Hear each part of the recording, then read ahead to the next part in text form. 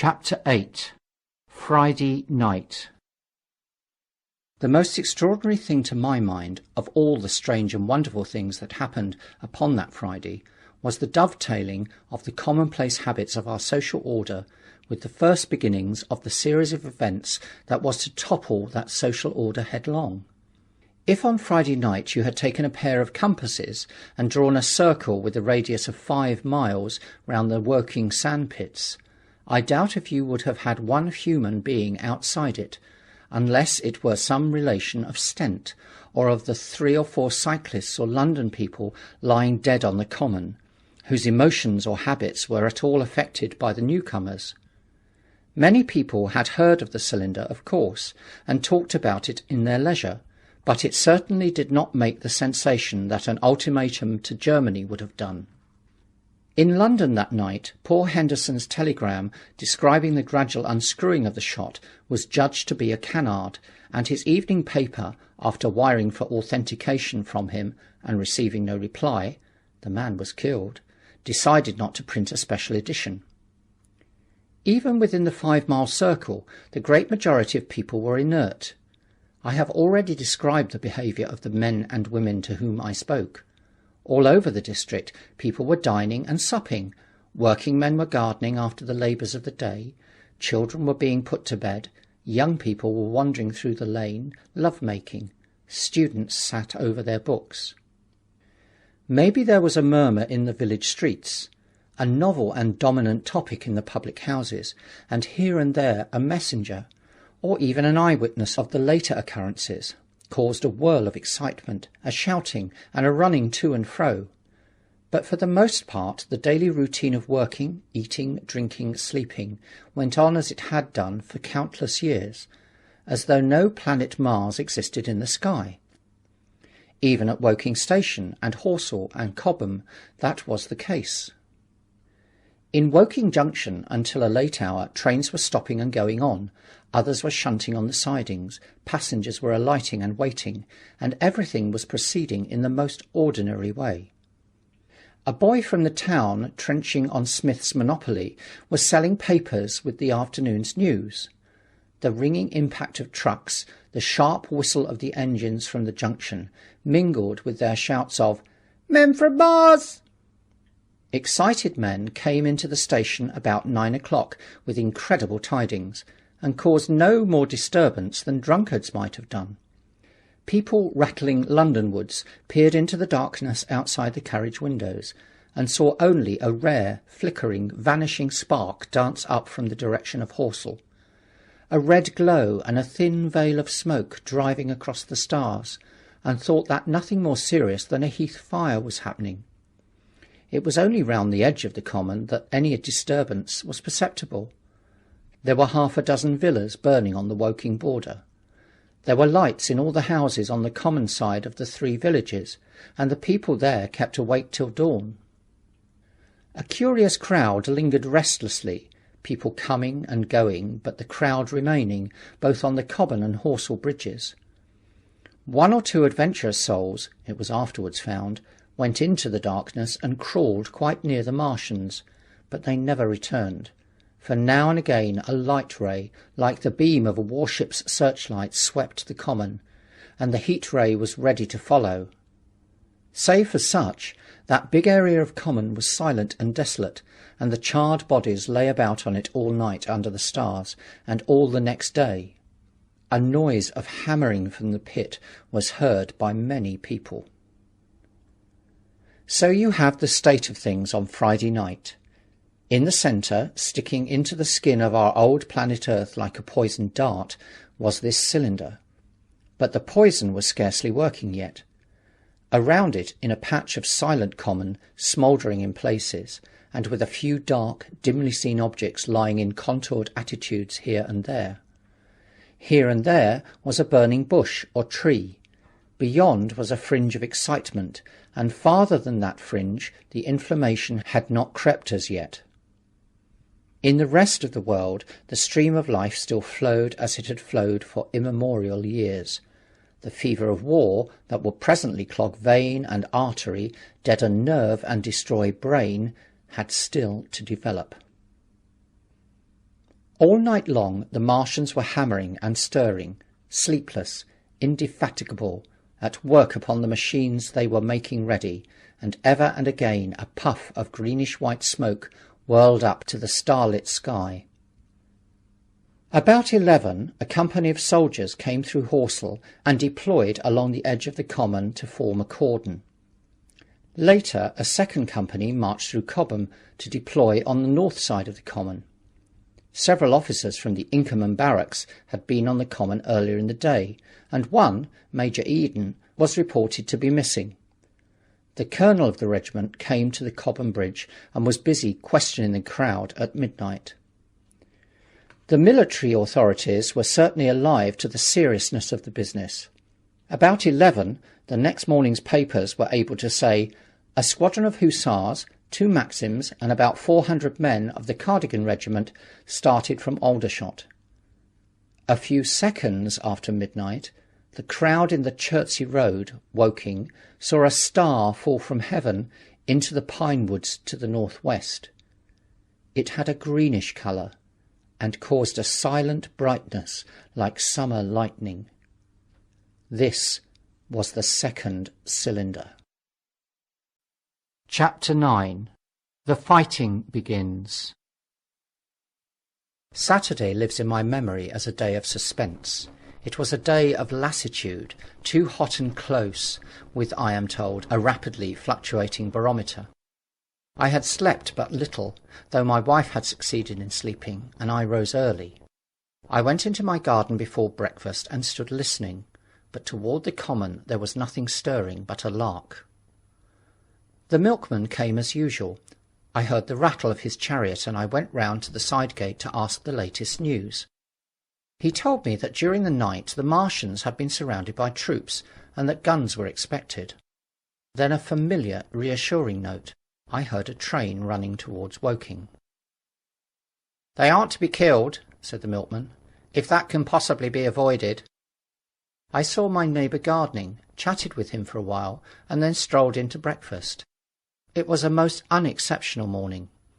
My neighbour was of opinion that the troops would be able to capture or to destroy the Martians during the day. "It's a pity they make themselves so unapproachable," he said. "It would be curious to know how they live on another planet. We might learn a thing or two." He came up to the fence and extended a handful of strawberries, for his gardening was as generous as it was enthusiastic. At the same time he told me of the burning of the pine woods about the Byfleet golf links. "They say," he said, "that there's another of those blessed things fallen there, number 2. But one's enough, surely. This law cost the insurance people a pretty penny before everything's settled." He laughed with an air of the greatest humour as he said this. The woods, he said, were still burning, and pointed out a haze of smoke to me. "They will be hot underfoot for days, on account of the thick soil of pine needles and turf," he said, and then grew serious over poor Ogilvy. After breakfast, instead of working, I decided to walk down towards the common. Under the railway bridge I found a group of soldiers, sappers, I think, men in small round caps, dirty red jackets unbuttoned and showing their blue shirts, dark trousers, and boots coming to the calf. They told me that no one was allowed over the canal, and looking across the road towards the bridge, I saw one of the Cardigan men standing sentinel there. I talked with these soldiers for a time. I told them of my sight of the Martians on the previous evening. None of them had seen the Martians, and they had but the vaguest idea of them, so that they plied me with questions. They said that they did not know who had authorised the movement of the troops. Their idea was that a dispute had arisen at the Horse Guards. The ordinary sapper is a great deal better educated than the common soldier, and they discussed the peculiar conditions of the possible fight with some acuteness. I described the heat ray to them, and they began to argue among themselves. "Crawl up under cover and rush 'em, say I," said one. "Get out," said another. "What's cover against this here heat? Sticks to cook you. What we got to do is to go as near as the ground'll let us, and then drive a trench." "Blow your trenches! You always want trenches. You ought to have been born a rabbit, Snippy." "Ain't they got any necks then?" said a third, abruptly, a little contemplative, dark man, smoking a pipe. I repeated my description. "Octopuses," said he. "That's what I calls 'em. Talk about fishers of men. Fighters of fish it is this time." "It ain't no murder killing beasts like that," said the first speaker. "Why not shell the darn things straight off and finish 'em?" said the little dark man. "You can't tell what they might do." "Where's your shells?" said the first speaker. "Do it in a rush, that's my tip, and do it at once." So they discussed it. After a while I left them and went on to the railway station to get as many morning papers as I could. But I will not weary the reader with a description of that long morning and of the longer afternoon. I did not succeed in getting a glimpse of the common, for even Horsell and Cobham church towers were in the hands of the military authorities. The soldiers I addressed did not know anything. The officers were mysterious as well as busy. I found people in the town quite secure again in the presence of the military, and I heard for the first time from Marshall, the tobacconist, that his son was among the dead on the common. The soldiers had made the people on the outskirts of Horsell lock up and leave their houses. I got back to lunch about 2, very tired, for, as I have said, the day was extremely hot and dull, and in order to refresh myself I took a cold bath in the afternoon. About 4:30 I went up to the railway station to get an evening paper, for the morning papers had contained only a very inaccurate description of the killing of Stent, Henderson, Ogilvy, and the others, but there was little I didn't know. The Martians did not show an inch of themselves. They seemed busy in their pit, and there was a sound of hammering and an almost continuous streamer of smoke. Apparently they were busy getting ready for a struggle. "Fresh attempts have been made to signal, but without success," was the stereotyped formula of the papers. A sapper told me it was done by a man in a ditch with a flag on a long pole. The Martians took as much notice of such advances as we should of the lowing of a cow. I must confess the sight of all this armament, all this preparation, greatly excited me. My imagination became belligerent and defeated the invaders in a dozen striking ways. Something of my schoolboy dreams of battle and heroism came back. It hardly seemed a fair fight to me at that time. They seemed very helpless in that pit of theirs. About 3 o'clock there began the thud of a gun at measured intervals from Chertsey or Addleston. I learned that the smouldering pine wood into which the second cylinder had fallen was being shelled, in the hope of destroying that object before it opened. It was only about 5, however, that a field gun reached Cobham for use against the first body of Martians. About 6 in the evening, as I sat at tea with my wife in the summer-house, talking vigorously about the battle that was lowering upon us, I heard a muffled detonation from the common, and immediately after a gust of firing. Close on the heels of that came a violent, rattling crash, quite close to us, that shook the ground, and, starting out upon the lawn, I saw the tops of the trees about the Oriental College burst into smoky red flame, and the tower of the little church beside it slide down into ruin. The pinnacle of the mosque had vanished, and the roof line of the college itself looked as if 100-ton gun had been at work upon it. One of our chimneys cracked as if a shot had hit it, flew, and a piece of it came clattering down the tiles, and made a heap of broken red fragments upon the flower bed at my study window. I and my wife stood amazed. Then I realised that the crest of Maybury Hill must be within range of the Martians' heat ray now that the college was cleared out of the way. At that I gripped my wife's arm, and without ceremony ran her out into the road. Then I fetched out the servant, telling her I would go upstairs myself for the box she was clamouring for. "We can't possibly stay here," I said, and as I spoke the firing reopened for a moment upon the common. "But where are we to go?" said my wife in terror. I thought, perplexed. Then I remembered her cousins in Leatherhead. "Leatherhead!" I shouted above the sudden noise. She looked away from me downhill. The people were coming out of their houses, astonished. "How are we to get to Leatherhead?" she said. Down the hill I saw a bevy of hussars ride under the railway bridge. 3 galloped through the open gates of the Oriental College. 2 others dismounted and began running from house to house. The sun, shining through the smoke that drove up the tops of the trees, seemed blood-red, and threw an unfamiliar, lurid light upon everything. "Stop here," I said. "You are safe here." And I started off at once for the Spotted Dog, for I knew the landlord had a horse and dog-cart. I ran, for I perceived that in a moment everyone upon this side of the hill would be moving. I found him in his bar, quite unaware of what was going on behind his house. A man stood with his back to me, talking to him. "I must have £1," said the landlord, "and I've no one to drive it." "I'll give you 2, said I over the stranger's shoulder. "For what?" "And I'll bring it back by midnight," I said. "Lord," said the landlord, "what's the hurry?" "I'm selling my bit of a pig." £2 and you'll bring it back? What's going on now?" I explained hastily that I had to leave my home, and so secured the dog-cart. At the time it did not seem to me nearly so urgent that the landlord should leave his. I took care to have the cart there and then, drove it off down the road, and leaving it in the charge of my wife and servant, rushed into my house and packed a few valuables, such plate as we had, and so forth. The beech trees below the house were burning while I did this, and the palings up the road glowed red. While I was occupied in this way, one of the dismounted hussars came running up. He was going from house to house, warning people to leave. He was going on as I came out of my front door, lugging my treasures, done up in a tablecloth. I shouted after him, "What news?" He turned, stared, bawled something about crawling out in a thing like a dish-cover, and ran on to the gate of the house at the crest. A sudden whirl of black smoke driving across the road hid him for a moment. I ran to my neighbour's door and rapped to satisfy myself of what I already knew, that his wife had gone to London with him and had locked up their house.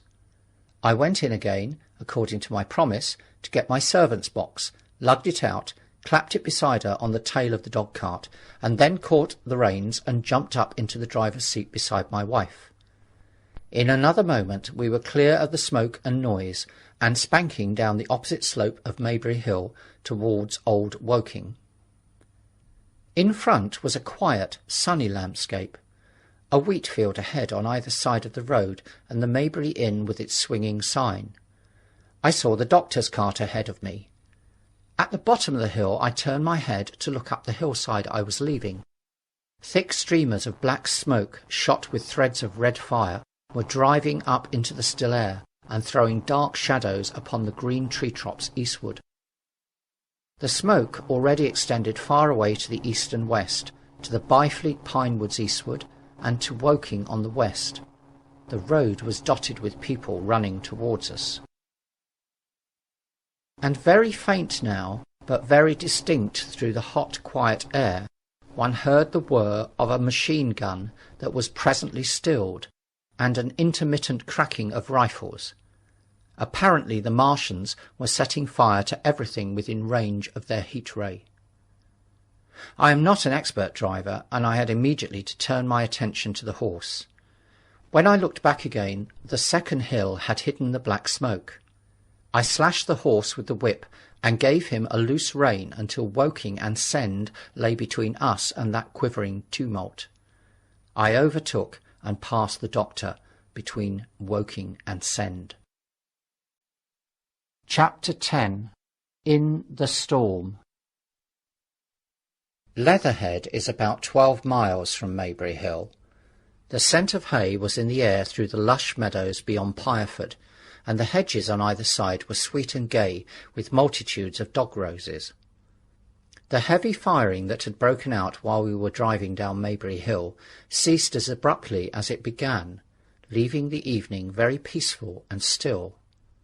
We got to Leatherhead without misadventure about 9 o'clock, and the horse had an hour's rest while I took supper with my cousins and commended my wife to their care.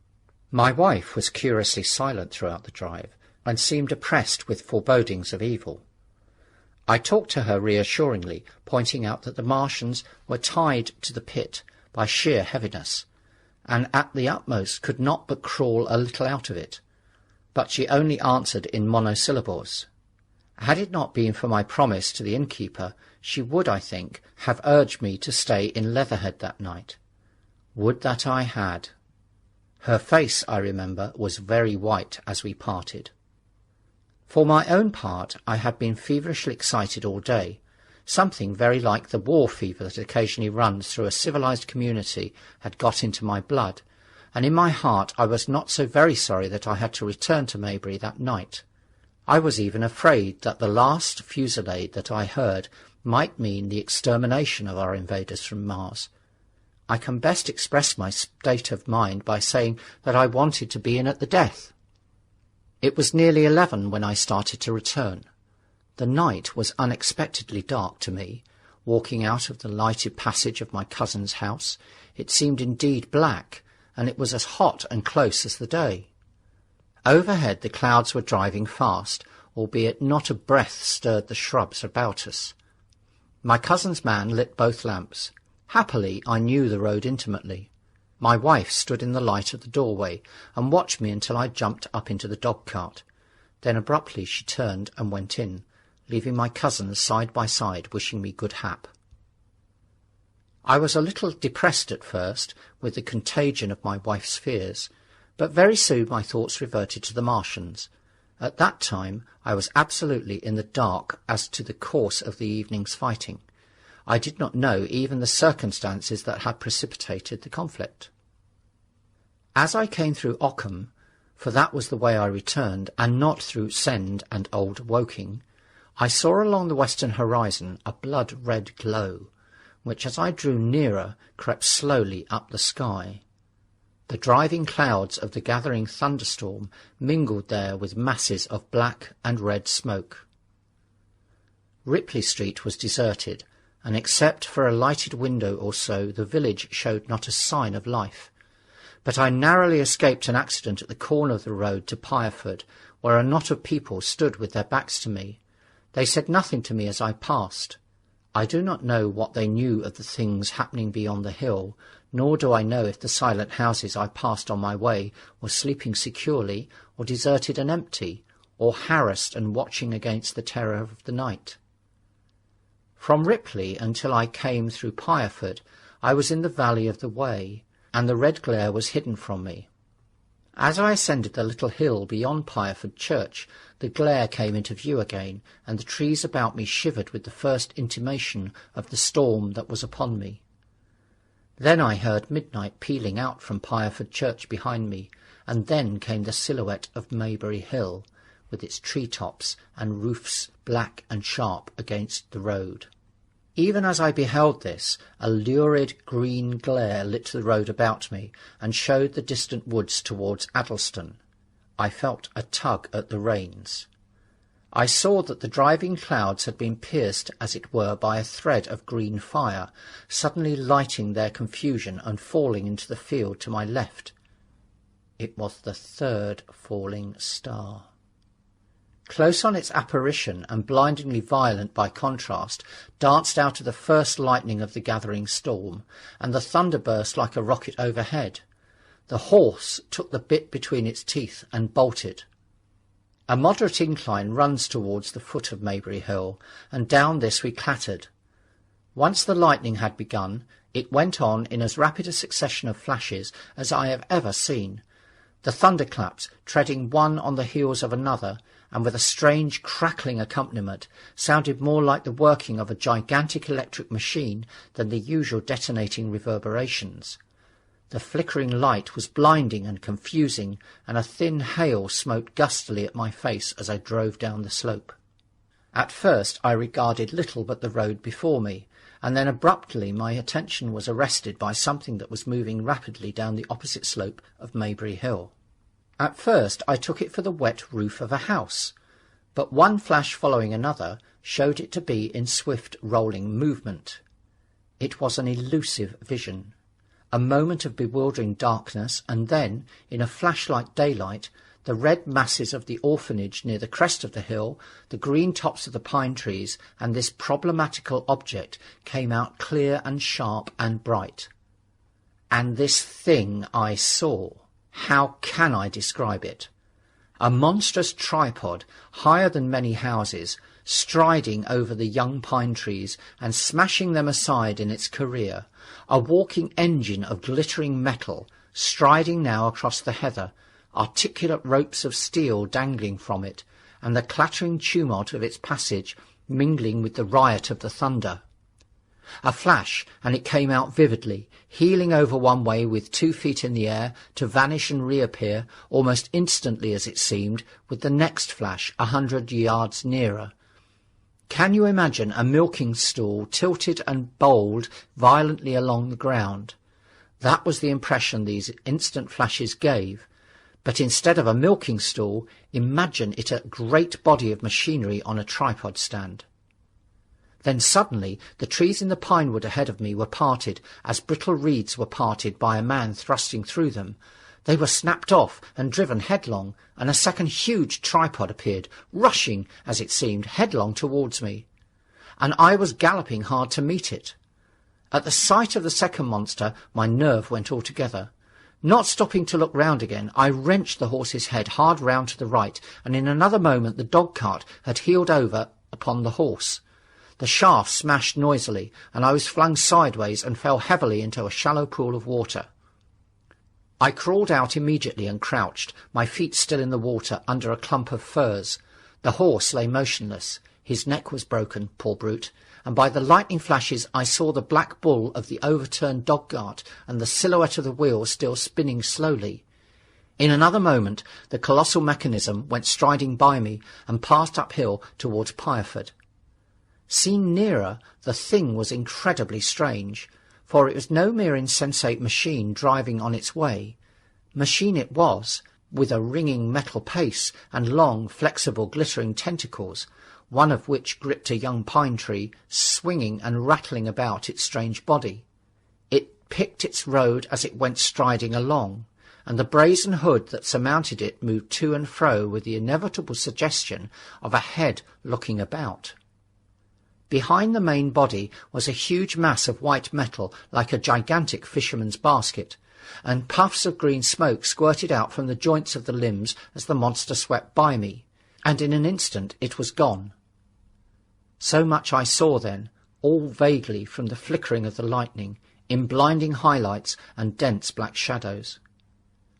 As it passed, it set up an exultant, deafening howl that drowned the thunder. "Alloo! Alloo!"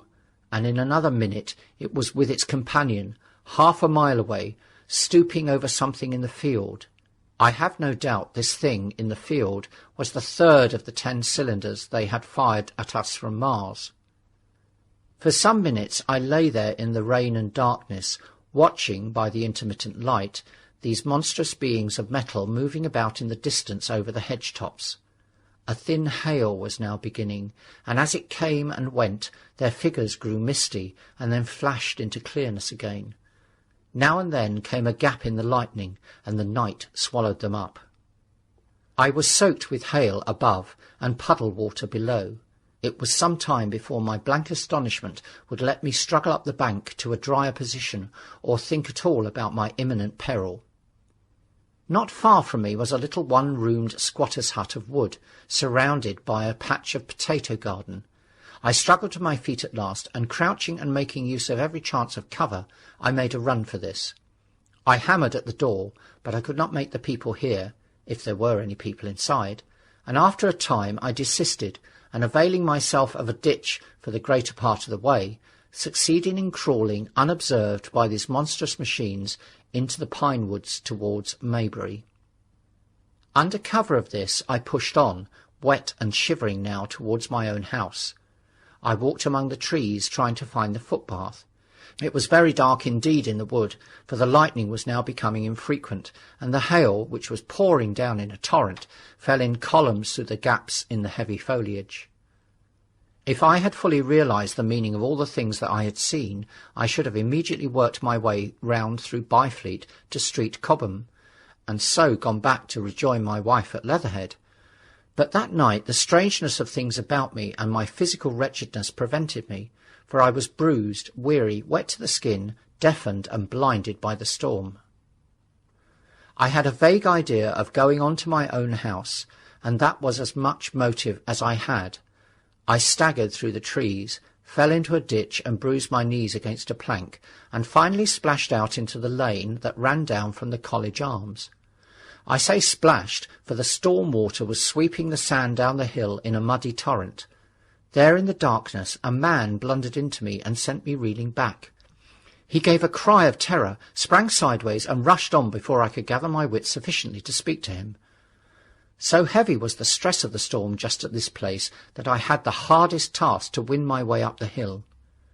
I went close up to the fence on the left and worked my way along its palings. Near the top I stumbled upon something soft, and by a flash of lightning saw between my feet a heap of black broadcloth and a pair of boots. Before I could distinguish clearly how the man lay, the flicker of light had passed. I stood over him waiting for the next flash. When it came, I saw that he was a sturdy man, cheaply but not shabbily dressed. His head was bent under his body, and he lay crumpled up close to the fence, as though he had been flung violently against it. Overcoming the repugnance natural to one who has never before touched a dead body, I stooped and turned over him to feel for his heart. He was quite dead. Apparently his neck had been broken. The lightning flashed for a third time, and his face leapt upon me. I sprang to my feet. It was the landlord of the Spotted Dog, whose conveyance I had taken. I stepped over him gingerly and pushed up the hill. I made my way by the police station and the College Arms towards my own house. Nothing was burning on the hillside, though from the common there still came a red glare and a rolling tumult of ruddy smoke beating up against the drenching hail. So far as I could see by the flashes, the houses about me were mostly uninjured. By the College Arms a deep heap lay in the road. Down the road towards Maybury Bridge there were voices and the sound of feet, but I had not the courage to shout or go to them. I let myself in with my latchkey, closed, locked and bolted the door, staggered to the foot of the staircase, and sat down. My imagination was full of those striding metallic monsters, and of the dead body smashed against the fence. I crouched at the foot of the staircase with my back to the wall, shivering violently.